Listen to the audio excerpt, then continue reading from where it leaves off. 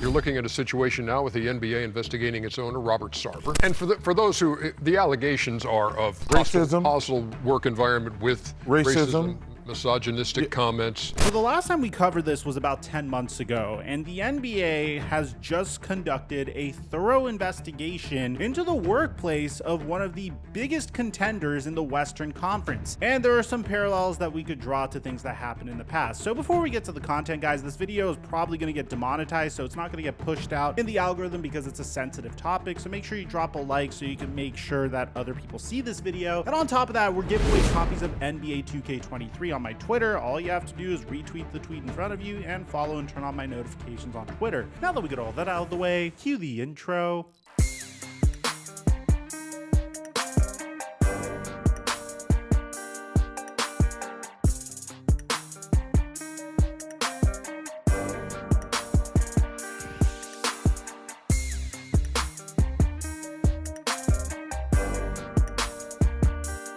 Mic check 1 2 1 2. What's going on, everybody? We gotta just jump straight into this, guys. There's a lot to cover here. So the very first thing I wanted to bring to your attention, because this is going to set the tone for the whole video, and this is why this is such a big freaking deal, is we woke up today and the NBA officially issued this statement saying, NBA statement about independent investigation regarding Robert Sarver and the Phoenix Suns organization. The NBA today issued the following statement. Following the publication of a November 4th, 2021 ESPN.com article regarding statements and conducts of Robert Sarver, managing partner of the Phoenix Suns and the WNBA's Phoenix Mercury, which, by the way, if you missed that video, I'll link it in the end screen. It's from like a year ago, but I don't want to repeat the contents of that video because we have a lot to cover in this video. And issues relating to the team's workplace, the NBA commissioned an independent investigation by the law firm of Watchell Lipton, Rosen and Katz, David Onders, and Sarah Eddy, partners at the firm, led the investigation. The report of the independent investigation, which was issued publicly today, was based on the information gathered from interviews with 320 individuals, including current and former employees who worked for the teams during Mr. Sarver's 18-year tenure as managing partner, Mr. Sarver and other relevant individuals, and from the evaluation of more than 80,000 documents and other materials, including emails, text messages, and videos. Mr. Sarver and the Suns/Mercury organization cooperated fully with the investigative process. As stated in the report, the independent investigation found that Mr. Sarver engaged in conduct that clearly violated common workplace standards as reflected in team and league rules and policies. This conduct included the use of racially insensitive language, unequal treatment of female employees,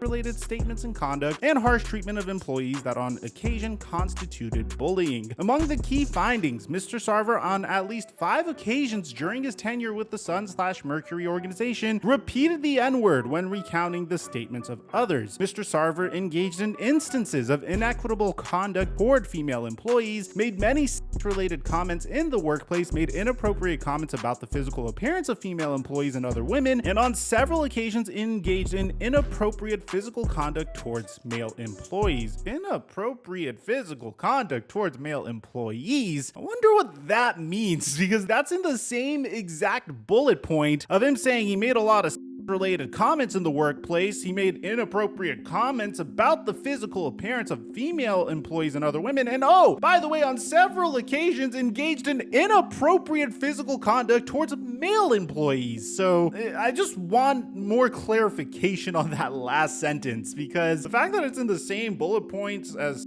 related comments in the workplace and inappropriate comments about the physical appearance of female employees just kind of makes you wonder, you know what I'm saying? But the statement continues. Mr. Sarver engaged in demeaning and harsh treatment of employees, including by yelling and cursing at them. To be honest, the last one just sounds like typical billionaire behavior, in my opinion. Not that I'm saying it's justifiable, it's just like, you know, billionaire, douchebag, yelling at his employees, fairly typical to me. As reflected in the report, Mr. Sarver informed the investigators of his personal and professional efforts to promote diversity, equity, and inclusion, including hiring practices at the Sun/Mercury organization and contributions to social and racial justice causes. The investigation made no finding that Mr. Sarver's workplace misconduct was motivated by racial or gender-based animus. We're gonna get into that in a sec because I did find some really good parts of this 43-page investigation that I want to bring to your guys' attention so we could judge the situation a little bit better than just based on what the NBA is saying. So the independent investigation also substantiated instances of workplace misconduct engaged in by Suns employees that were not directly related to Mr. Sarver and a lack of proper organizational policies and control. Among other things, the investigation found instances of racial insensitivity, mistreatment of female employees, inappropriate commentary related to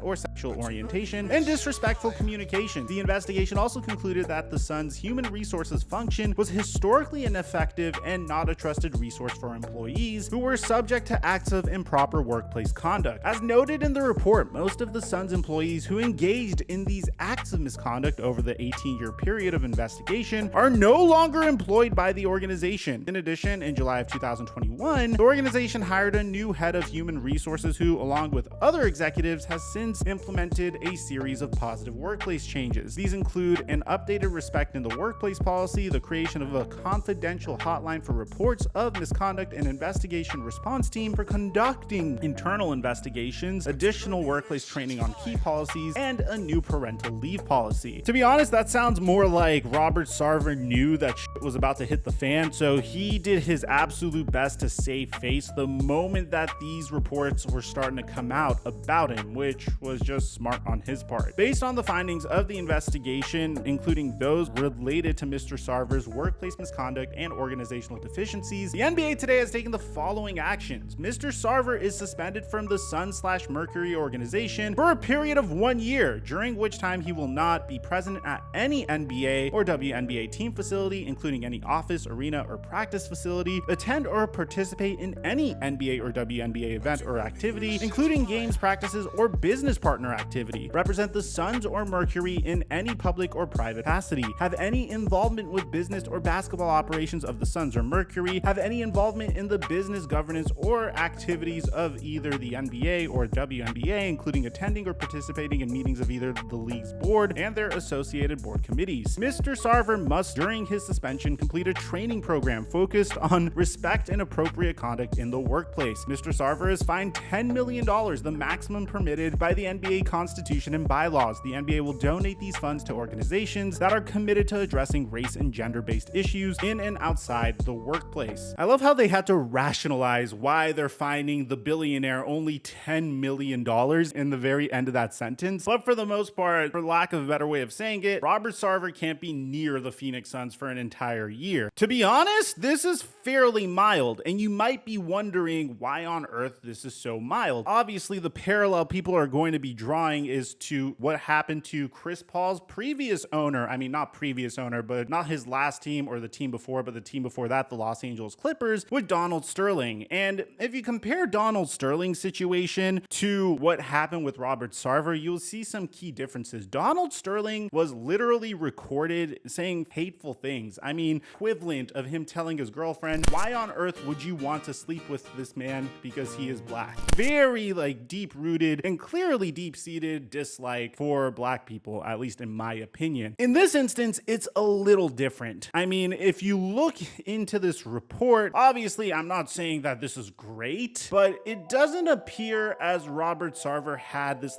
deep-seated hatred for the opposite sex or for African Americans, at least not in my opinion. So in this report, it says that Sarver said the N-word at least 5 times in repeating or purporting to repeat what a black person said. 4 of those after being told by both black and white subordinates that he should not use the word even in repetition of another. Sarver used language and engaged in conduct demeaning of female employees. Among other examples, he told a pregnant employee that she would be unable to do her job upon becoming a mother, berated a female employee in front of others, and then then commented that women cry too much, and arranged an all-female lunch so that female employees at Western Alliance Bank, where at the time he was a CEO, could explain to female Suns employees how to handle his demand. I mean, when I read this stuff, I do think obviously saying you cry too much is a little insensitive. I would like to get more clarification by him saying to a pregnant employee that she would be unable to do her job upon becoming a mother, because bro, the first 6 months of being a mom is really freaking intense. I mean, obviously there's a ways around it, and obviously there's a way to say it, but it is really freaking intense when you first become a mom. People don't sleep when they first become a mom. I mean, the mom and dad, to be honest. But obviously there's a way you could communicate specific things without seeming insensitive. And the all-female lunch at the Alliance Bank, I mean, at least to me, is more like, hey, you guys know how to handle my personality pretty well. You should explain to them how to handle my personality. That's at least what I'm getting from it. Obviously saying the N-word 5 different times and repeating or purporting to repeat what a black person said is obviously something he should not do. And to be honest, this is kind of like the vibe I'm getting from this whole report. It's stuff that today is like, hey, we want to completely abandon this type of behavior and move on. And I think that's why his punishment is significantly lighter than what happened to Donald Sterling, because it seems like the NBA is giving him a slap on the wrist here. So the article continues by saying that he commented and made jokes frequently to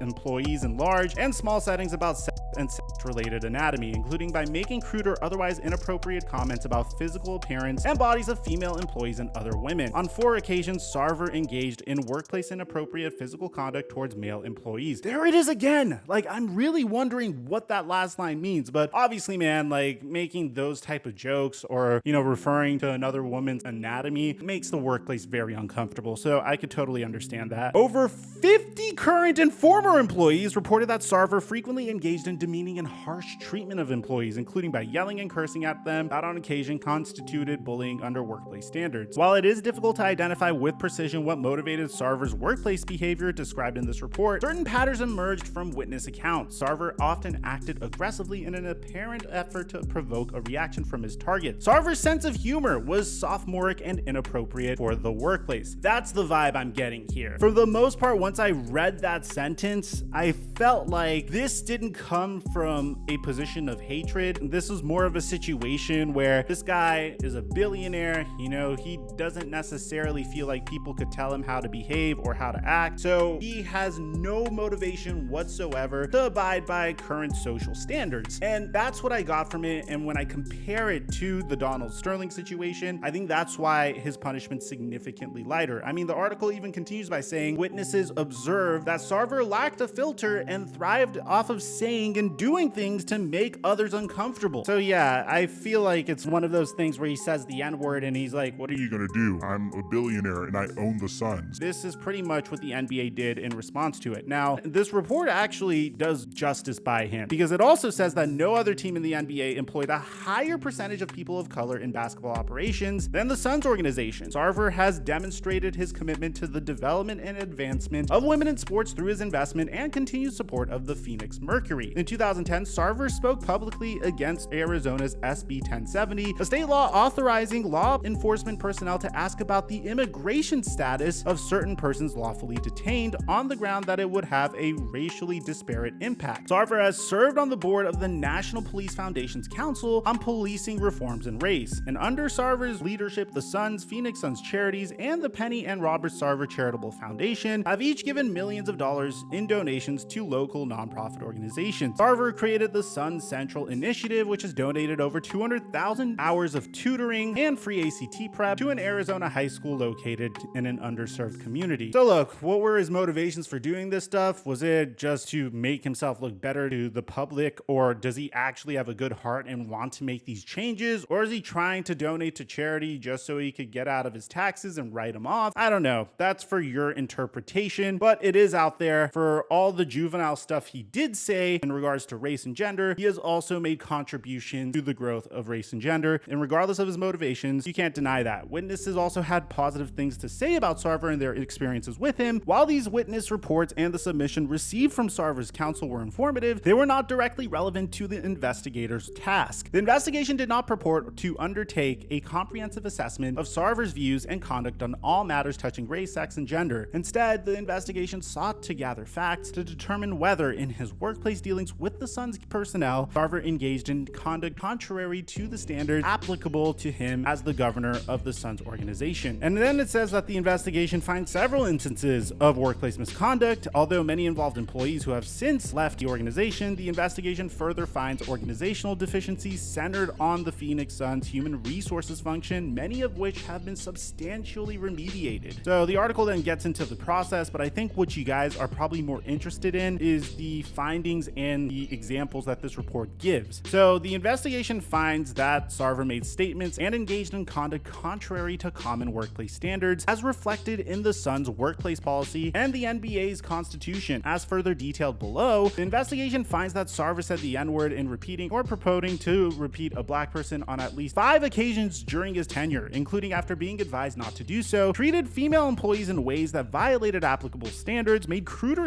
related comments in group workplace settings, and on many occasions with individual employees, engaged in inappropriate physical conduct towards male employees on 4 occasions, and treated employees in demeaning and harsh ways, including by bullying. Numerous witnesses reported that Sarver's aggressive behavior in the workplace well exceeded what might be expected of a demanding leader. Witnesses said that Sarver's workplace actions often seemed intended solely to provoke a reaction from employees to embarrass them or assert dominance over them. Witnesses said that Sarver was erratic and unpredictable, and that his sense of humor, the perceived driver behind some of the conduct described in his report, was sophomoric, awkward, and inappropriate for the workplace. Witnesses said that Sarver believed workplace norms did not apply to him and viewed common conventions as to what language he should use and what conduct he should avoid as a form of challenge. I mean, this is my first time reading this with you guys, so literally it seems like I hit my assessment on the nose a little bit earlier in this video. Pretty much, he thought he was above the rules placed upon the average human being and would try to find ways to make a joke out of it. So here are some instances, and at this point we're just going to take from Ben Gulliver's tweet because I feel like this video is getting a little bit too long. But here's the first instance: a 2004 free agent recruitment. During a 2004 meeting in connection with the recruitment of a free agent player to the Phoenix Suns, Sarver told a story about his college days in Arizona in which he used the N-word in repeating what he claimed a black person had said. 4 witnesses present for the meeting offered accounts that, though slightly different from one another, directly support this finding. So pretty much he was quoting what a black person said, and instead of saying he used the N-word, he actually said it. Now, during the 2012 to 2013 season, there was a team building exercise in the presence of players, some members of the coaching staff, and some members of the front office. Sarver said the N-word in purporting to repeat what he had heard a black player say. So once again, same type of incident here. The exercise involved each player complimenting the player next to him and identifying something the speaker could do to help the team win more games. According to several witnesses,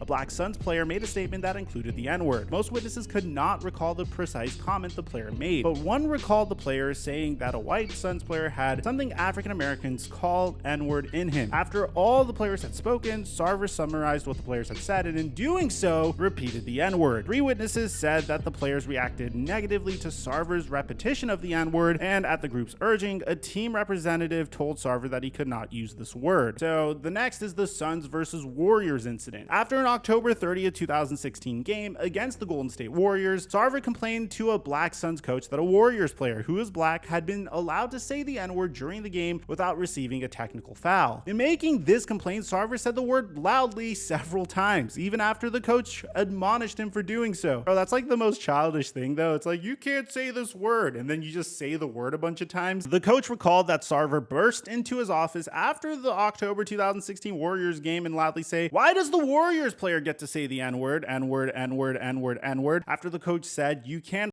fucking say that." Sarver replied, "I can't say N-word, N-word, N-word." I take care of my kids.